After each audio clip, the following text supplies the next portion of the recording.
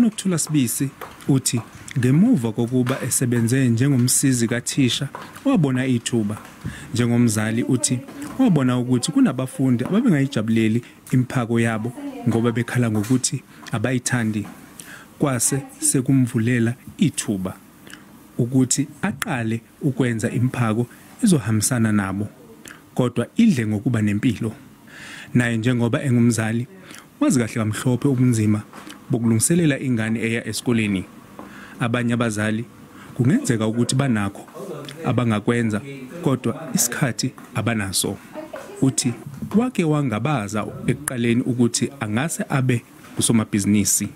Into engenza ngaqala leli business indlela engikhule ngayo besithi mangabe sesikoleni uma benza isiqiniseko sokuthi isiphatha ilunch kuba khona ama fruit kwilunch yethu, and mina bengifunda ngaphesheya komgaqo, so ngisho ngathiwa ngishiyile ilunch ngalolo langa ngizobona sengilethele esikoleni ilunch.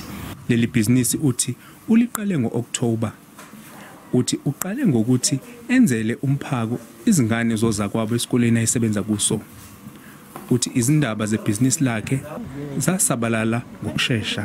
Umsebenzi wokuthula uzongisiza ngokuthi uzomenzela in time yena ukudla kwengane, and ngiyazi ukuthi ukudla azobe kwenzile kuzobe ku healthy and saving me time. Uthi usebenzisa izitsha afaka kuzo ukudla abuye azilande aphinde azisebenzise futhi. Kanti ufuna ukuthi likhule ibusiness lakhe aphume ekitchen lasekhaya ukuze akwazi ukuqasha nabanye nonehadebe SABC News eAdams.